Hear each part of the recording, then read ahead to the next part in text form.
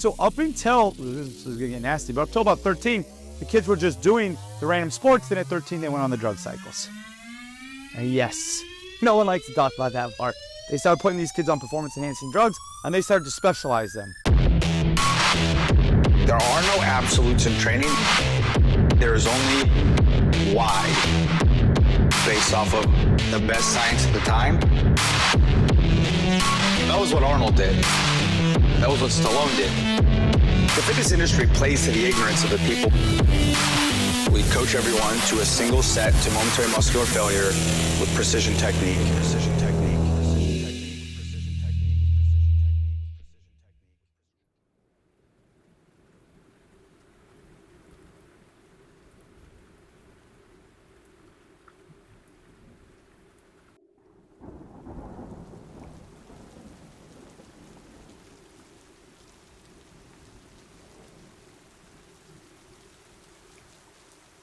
My question is, I'm going to the gym in this hypothetical example, 5 days a week. Yeah. I'm working out. I'm doing 1.5 to 2 hours a day. Okay. I'm taking almost no days off because I want the maximum gains possible. You're an idiot. Haven't finished the question, Okay. but I appreciate you jumping in with that. Okay. What am I doing wrong? Everything. So you're an idiot. Your fundamental premise there is based in a very sophomoric, philosophical mistake that is more is better. That more work equals more progress. And so the at first principles level, you're just wrong. In any other physiological adaptation, you would never be like, I want a tan. Let me sit out in the sun for 1.5 hours or 2 hours a day. You know, that would burn you. You want to sit out there the least amount of time possible to trigger your body's need to create more melanin. And also, if you take it like a cut, and I heard this said by, maybe it was Dr. McGuff, or maybe it was Mike Metcalf, I can't remember, but they were talking about how, like, when you cut your hand, that doesn't heal in 1 or 2 days. You just start to see the scab form and all of that. So with any other tissue adaptation outside of trying to build muscle, we understand that it takes more time. And again, as we were talking about in your workout, the primary driver of anaerobic adaptation is intensity. Now, so exercise science can be split into 2 pieces: anaerobic and aerobic. And there's a little bit of middle ground, but one tends to be more one than the other. So anaerobic is a real fancy word that means without oxygen, and aerobic means with oxygen.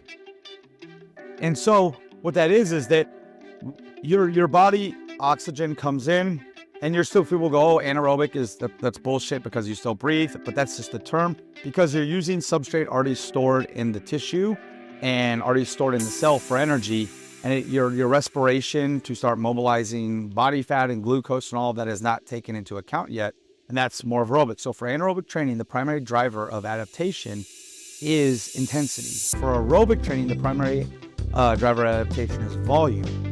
And the reason that it's intensity with anaerobic exercise is your anaerobic metabolism in its purest form is like 90 seconds or less.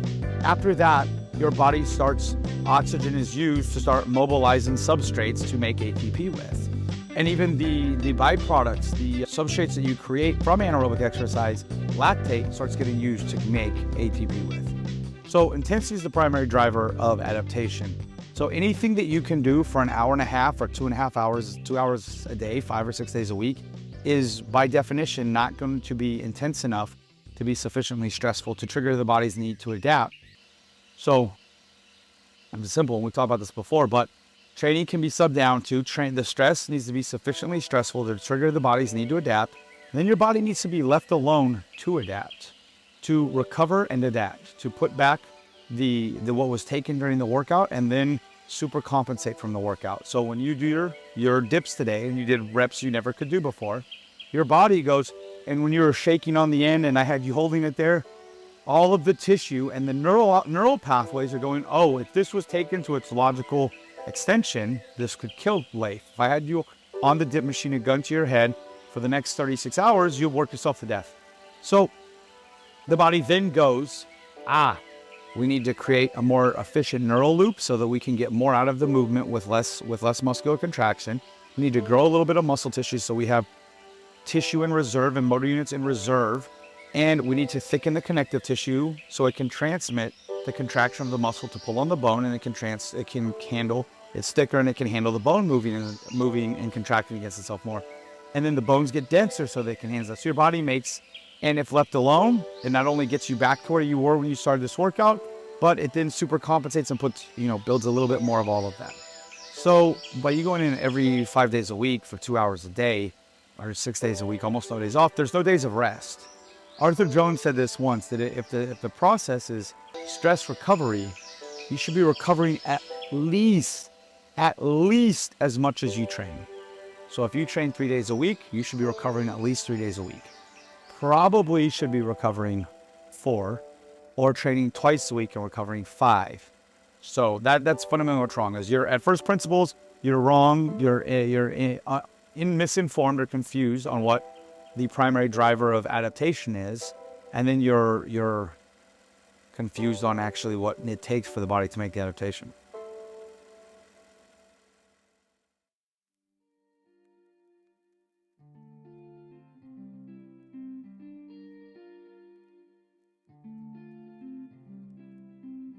In a previous episode, you talked to me about statics. Yeah. So tell me again what statics are, and then tell me why they're it's interesting. Okay. So, I believe your original question was, what's on the cutting edge of training?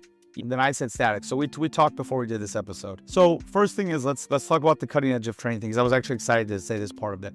The thing about training that is hard for people to get is that most of what is on the cutting edge of it is bullshit. Because there's a profit motive in this country to make shit that is not true seem cool. Doing science, at least in the United States of America, most of what is the cutting edge is bullshit. It's not true because it's very hard to do the research here correctly. You get a lot of self-reporting, you get a lot of novice lifters, you get a lot of people that have no experience, and it's hard to get funding for research that goes beyond 16. You'll get a long strength and conditioning study. They just did one that was 6 months, and everyone's like, oh my God, this has been such a well-conducted study. And it was with intermediate lifters. So it's just hard to do the research here. So getting anything cutting edge in this country is generally was founded in the marketing room, not in the research lab. Also, most of the training research has already been done by the Soviets from the 1940s around the 1960s or 70s. And then the Chinese in the early 2000s, and they found almost identically to be true what the Soviets found to be true. And that's why if you read what the fuck is the doctor's name anyway? The Chinese doctors on Ma Fitness is what I always think of. Ma Weightlifting. If you read that guy's weightlifting book, it looks very similar to the Soviet weightlifting books in their methodology, because they found mostly the same things. And the reason that came about was the Soviets realized they wanted to prove they were better than America, and there was more gold medals to win in the power sports than there are in the non-power sports. And so they put a ton of money into it because they wanted to beat us at all of those, and they kind of did. But they put the equivalent of close to $1 trillion in today's money, hundreds of millions of dollars back in the 40s and 50s, and they had the Soviet sports schools, and it's very famous. It's also maybe a human rights violation because they took these kids from their home and set the families' lineages up. It's more than we need to get into about how they did it, but it was very, by Western standards, not humane research. But it was very effective research because they controlled when they slept, they controlled to the calorie what they ate, they controlled to the rep how much they trained, so they could do real human studies on people. And so all of what is new to be found has already happened. Like all of the greatest research on strength and conditioning has already happened. That being said, my answer to you was what I would have to say is on the edge of it that hasn't been validated in the research but is gaining popularity is statics.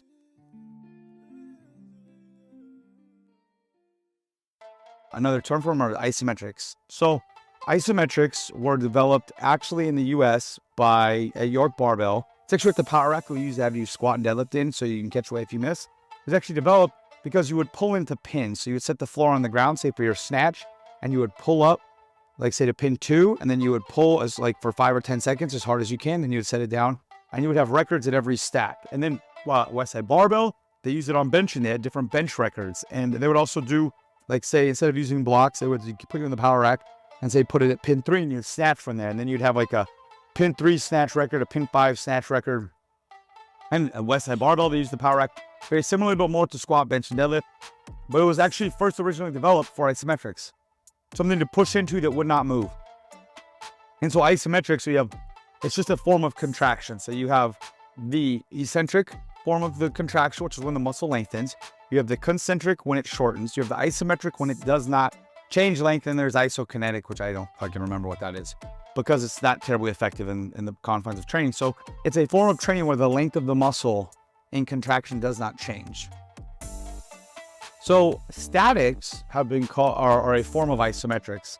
And the interesting thing about this is that isometrics have been shown to create great strength increases in 10 to 15 degrees each way from the point of force application, but have not been shown to create very good muscle building benefits. There was like almost non-existent hypertrophy.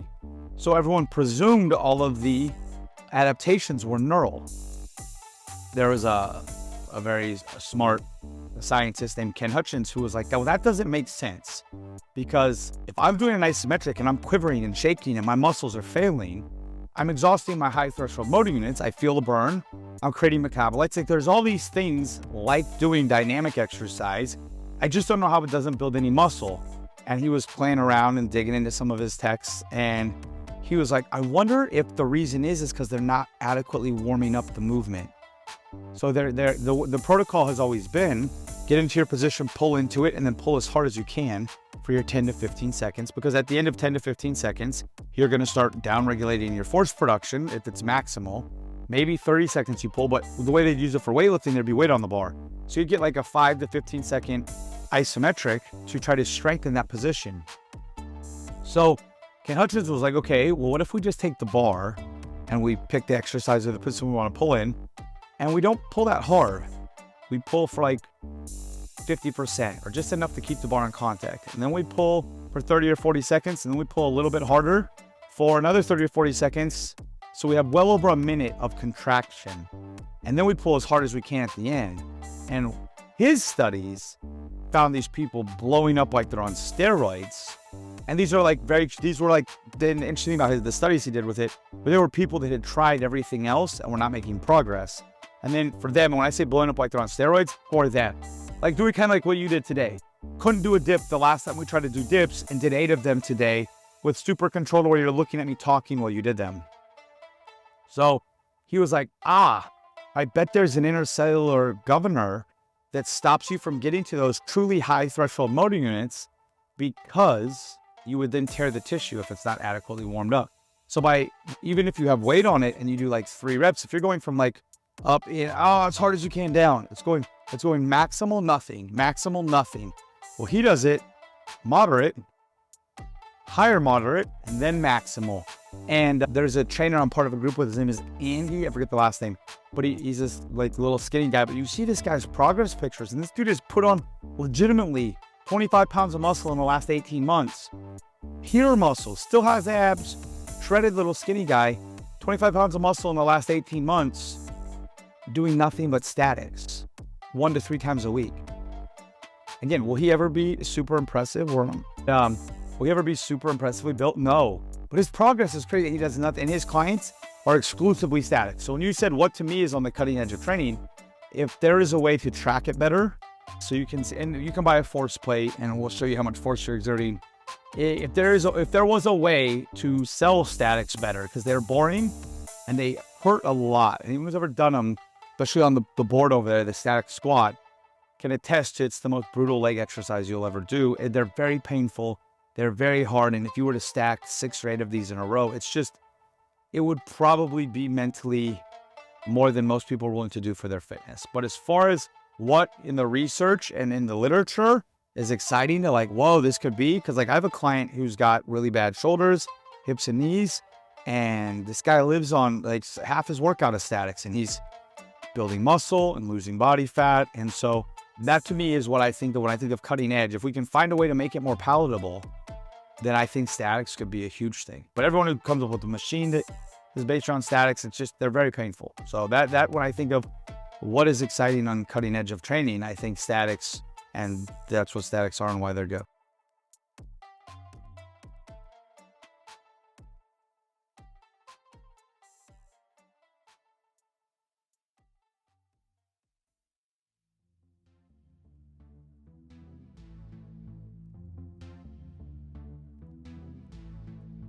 I'm going to say a word, and then you're going to go off on it. Well, I'm Okay. going to say a couple words. One, Okay. the big elephant in the room, veganism. And then two, the game changers.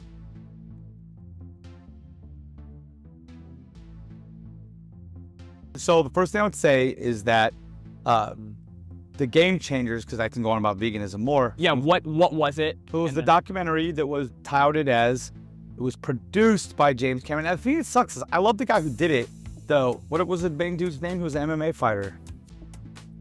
He had hurt himself anyway. It was this MMA fighter. It was touted as the documentary on veganism or on sports nutrition by James Cameron, Arnold Schwarzenegger. It had all these other people in it.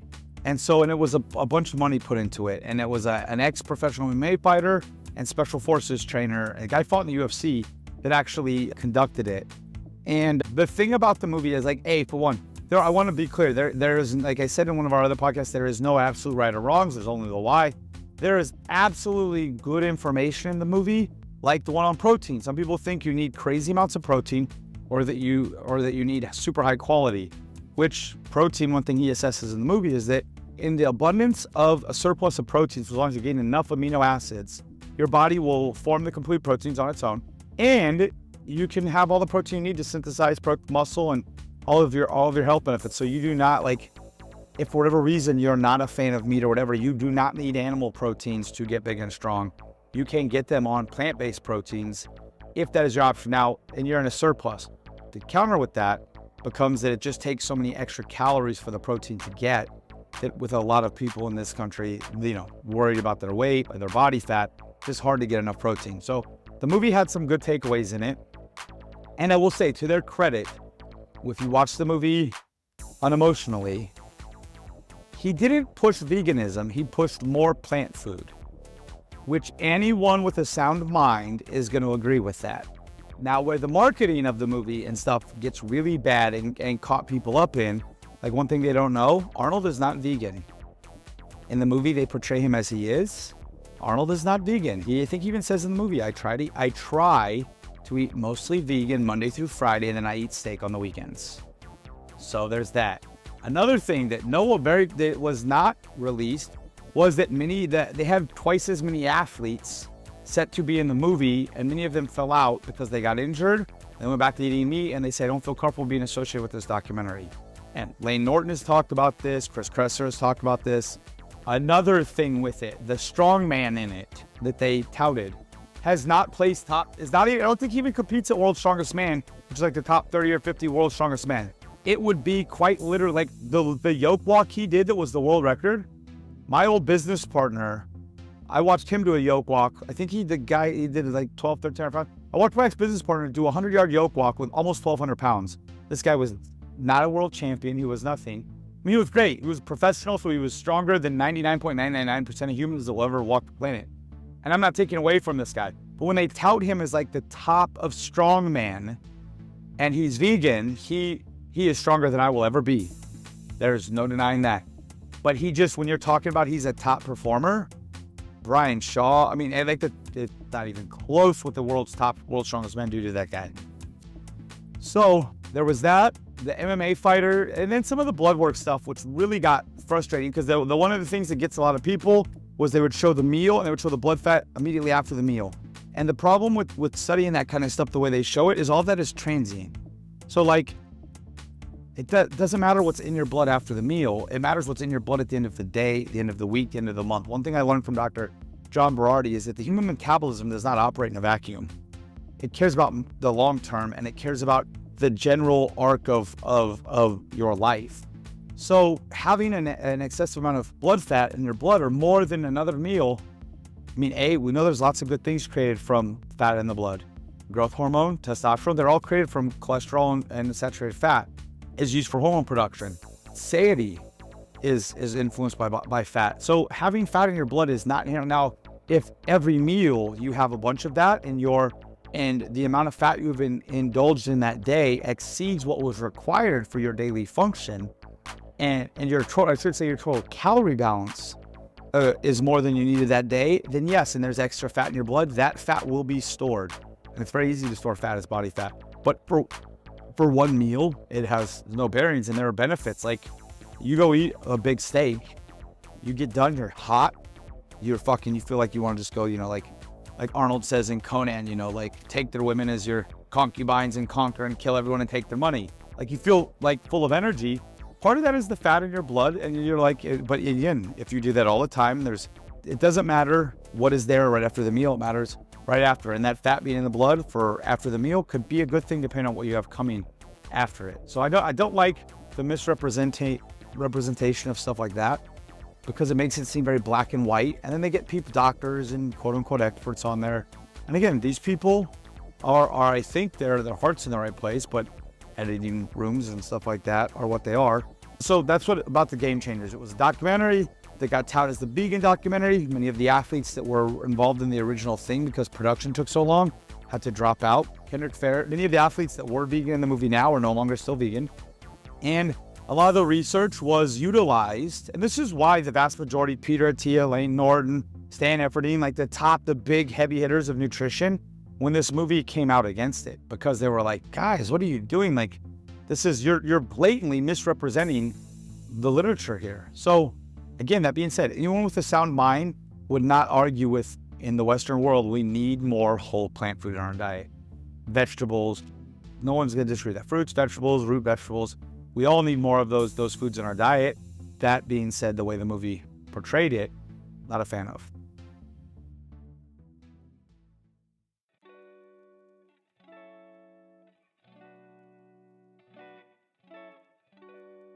When I was vegan, I felt better. You know what nocebo is? Okay, so nocebo is the opposite of placebo. So placebo is when you take something and then, like a sugar pill for your pain, and then your pain goes away. That's your placebo. Nocebo is when someone in a position of authority or a position that you respect their opinion on gives you an idea that you would otherwise have not had, and then you believe it to be true even if it is not. The idea that veganism will make you feel better because look at all these researchers, and we've talked enough now. You pride yourself on your intelligence. So like, I'm not a meathead. I'm Lath. All these smart people and the meatheads eat vegan too. I felt so good after it. It's a good example of this that I will call myself out, because I'm not immune to all this stuff. I did the opposite of you. I did the carnivore diet.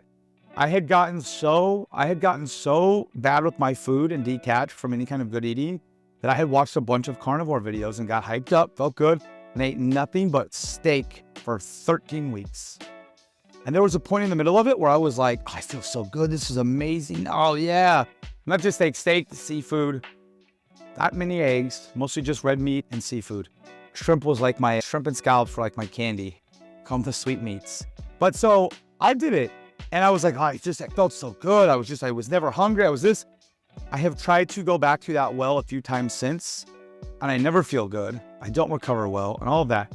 And it was because I had people that I trusted their opinion, recommend it, or at least co-sign it. One of my biggest nutrition influences is a guy named Stan Efferding. He did the vertical diet. It's one of the most well-rounded, sound takes on nutrition that you will ever read. And he did a few podcasts with people. And again, he talked about red meat as a superfood. And the thing was my nutrition and where I was before I did it was so bad that when I had any kind of structure to my nutrition, it made an abundance of improvement. Now my eating, again, not perfect, but I don't think anyone's is like this morning. I had a couple pieces of bacon. My wife did some air fried potatoes and like 3 raw free range eggs for breakfast with a little bit of organic ketchup. Like, that's fucking great.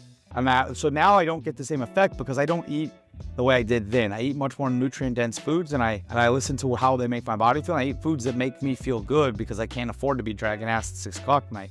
So because I had no order to my food, any structure did an amazing thing. I then wrongly associated the improvement in my feeling with what I did as the intervention. When any intervention, if I had done veganism, I would have felt better.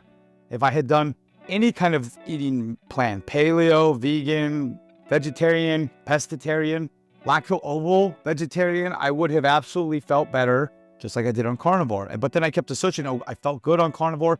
Carnivore is good. No, structured eating and not exceeding my daily calorie requirements and getting my micronutrients is what made me feel good. Now I do that in a much more enjoyable way. And whenever I try to go back to carnivore, because it does, you drop weight like that. Usually the first 10 pounds are just water weight. I feel terrible on it. And I can never stay on it more than a few days because I get sick and I feel tired and my sleep goes to hell.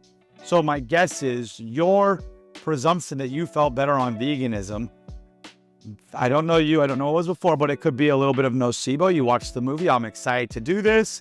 It could have been that your eating was unstructured beforehand and now it became structure. And now you're associating the structure, whereas if you had done carnivore or paleo or anything else, you would have seen similar improvements in how you felt. Yeah, that's probably true. Yeah. So, yeah, that's a big thing is we need to get back into philosophy class as a science or thinking class or as a society or thinking class or something, because we have to learn how to think again. And it's not, we don't think well. Me included. I think of like, my son is reading a book on the presidents of the United States and the early ones. And he's like, Dad, don't take disrespect by this, but like, you're not at all studious compared to the early founders. I'm like, no, I'm not. He's like, they were all lawyers and had multiple degrees and like read 10 hours a day for fun on like law and philosophy and economics. And like, they wrote hundreds of pages. I'm like, yeah, they were better men than me. This is true. Yes. So yeah, we need to all get back to being able to think, because we're too much on what I was told.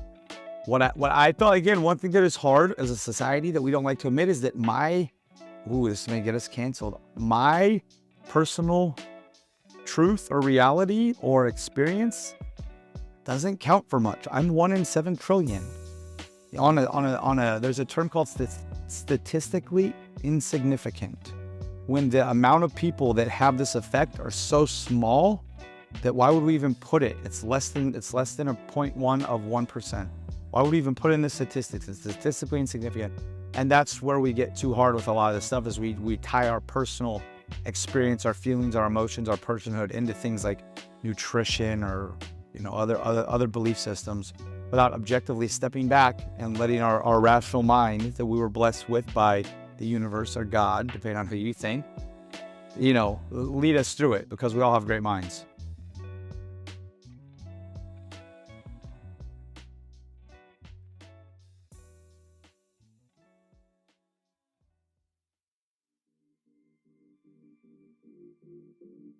Is there anything that people should be doing other than just going about daily life and making sure to rest? Is there anything that people should be doing To enhance recovery. Or to recover well?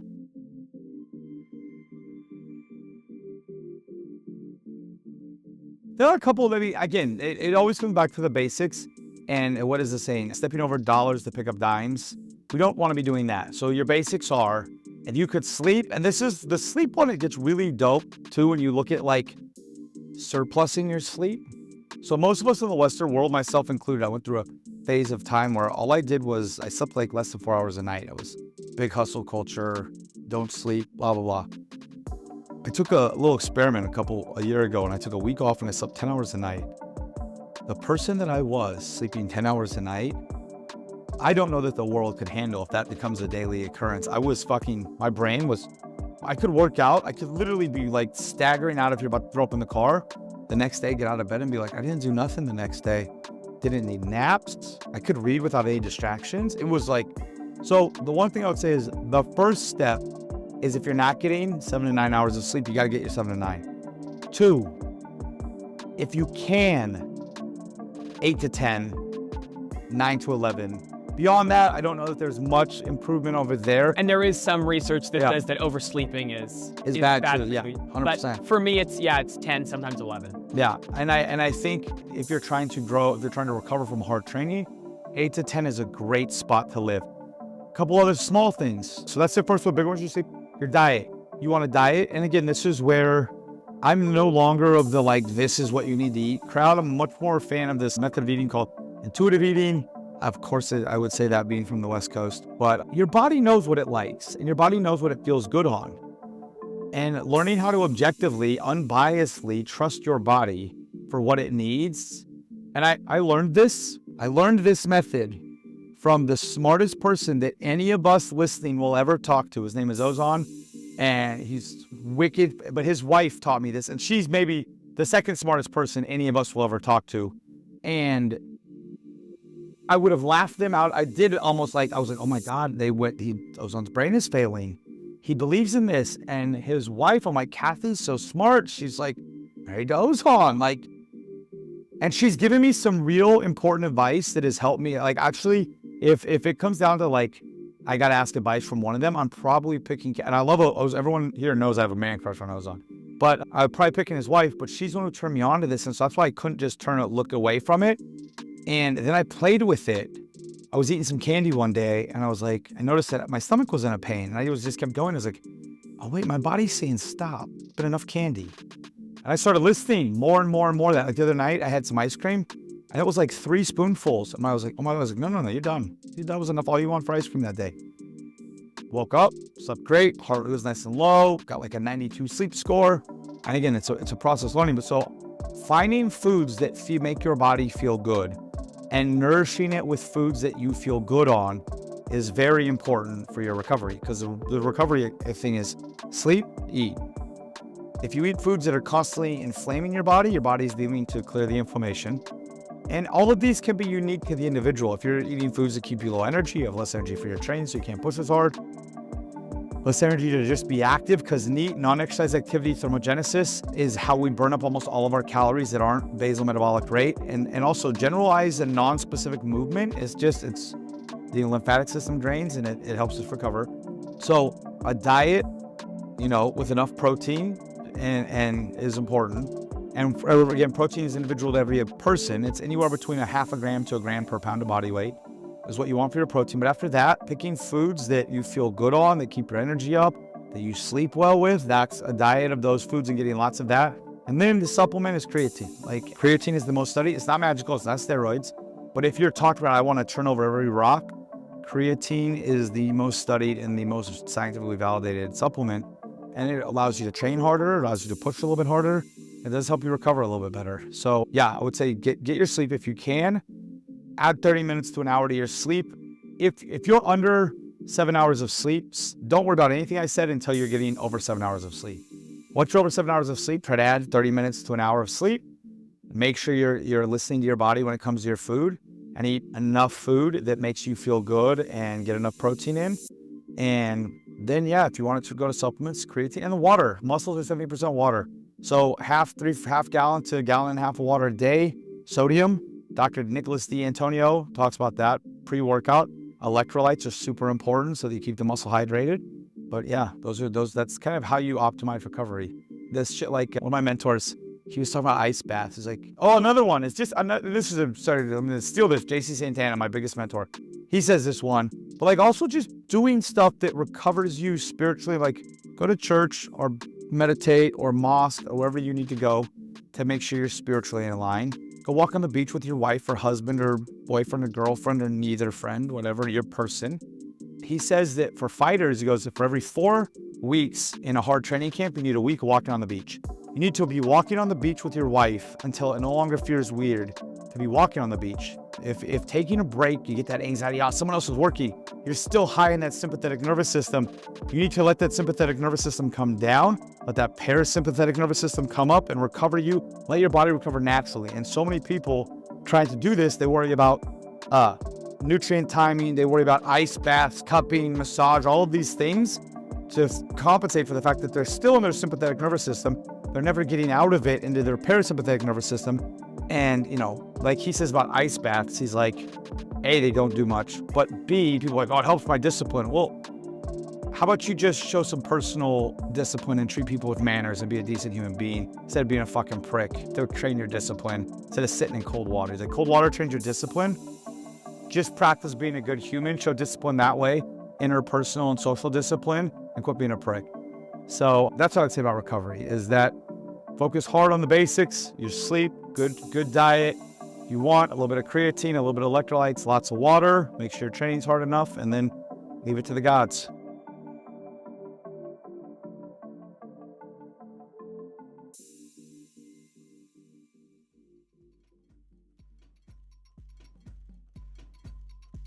I think people would be really interested to know more details about the Soviet stuff. Yeah. And like in terms of what like they were taking from their family and all of that kind of stuff. And then also what I am personally interested in is what the Chinese aspect was and how the Chinese studied that kind of stuff. So, and again, so there are people, there are minds much better than mine that know this. I know what I have in my books. So they decided that they were going to try to beat the Americans for gold medals, the Soviets, and they want to beat the Americans for gold medals to show that their communistic system was better than our capitalistic system. And so they started formulating these sports schools, and they got all the best sports scientists of their time. And the thing that they did that we do not do here is they went on the government payroll. So the taxpayer paid for this shit. This is what is missing, because if you had to pay taxes, this may not even get us to our answer, but I'm gonna make this rant. If you had to pay taxes, and part of what the government was gonna fund was the best way to train people, if they came back to you with CrossFit or bar method, you would be like, where's my tax money? I expect that from this government. Fuck. They can't even get the potholes filled. Of course they can't figure out training correctly. Like, you would be insulted if they came to you with P90X. If you had put $1 trillion of our collective money into formulating the best athletes in the world, and those people came back to you with P90X, you would be furious. They came back to you with fucking Pyro Lattes, Acro Yoga, you'd be like, what the fuck? Stop, I want my money back. This is what I got, stop it. So that's the big thing they did. All of the sports scientists went on the government payroll. They took a bunch of kids, mostly from impoverished areas, and what they did is they not only gave the family got paid money for their kid to go in this, again, by the government, paid the families money, but then the kids, should they grow up to win medals, for every family that medaled, every child that medaled, that family was secure to like the next generation. And if they didn't train or they dropped out, then the family lost all of the government backing.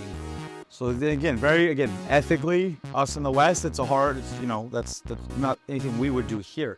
But so they just started trying things, throwing shit at the wall and seeing what stuck. And then once they started seeing what stuck, they started measuring it. All like one thing here, for example, who would you say is the most famous athlete in America of the last 50 years? Michael Jordan? Michael Jordan. Who's number 2? Tiger Woods? Yes, Tiger Woods. Tiger Woods is like the second highest paid out. Well, was at one point, up until very recently. He was right behind Michael Jordan. He was the poster boy for what we do here. His father had him golfing as a child. Everything he did was golf specific. His career was cut short in many cases from back problems. Too much. So the Soviets found that when you're developing an athlete, the broadest base of physical things you can expose them to, the better they will be able to peak that base. So Tiger would have been, this crazy Tiger could have potentially, again, when you're at the level Tiger was, we don't know how much of that was genetics or could have been affected by outside influences, but he probably would have had a little bit longer career. So you get Tiger as a young kid with his gifts, and you get him playing more basketball and baseball and soccer and doing martial arts and snatching, clean and jerking and bodybuilding and skateboarding more. And then when you see he has a predisposition for golf, you have him throw golf in there a little bit more.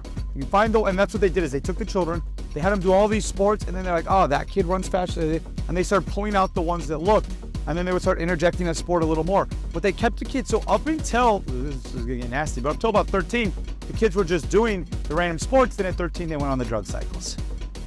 And yes, no one likes to talk about that part. They started putting these kids on performance-enhancing drugs, and they started to specialize them.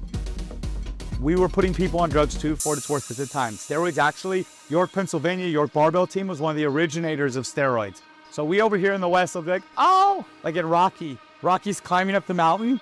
Well, Drago's getting Stallone was on more drugs than fucking Drago and that. But we climbed up the mountain. And again, my old gym had every military flag, the American flag. I'm very pro-America, but we started the drugs thing. When we tried to act all shocked that other countries have their athletes on steroids, York, Pennsylvania is where it started with York Barbell. So they would have the kids, they would bring them together, they would have them do as variety of sports they could, and they would start to test out the genetic predisposition to see who was good at what, And then as they got to 13, they started introducing performance-enhancing drugs and starting to specialize a little bit more. And then as they got 16, 17, 18, then they start to really specialize them and start prepping them to go to Olympics and compete at their sport. So, and from that, there's a sports scientist named A.S. Premlin. And all this guy did was look over the thousands, I think it was 100,000 kids, the thousands of kids training journals too, and it's called Premlin's chart. And you have rep ranges and intensity percentages where you get the optimum stimulation. Now, again, these things may or may not have the correlation that the people think that they do. But at the end of the day, that's all he did was look at rep ranges and percentages to the percent of where these kids were seeing the best outcomes.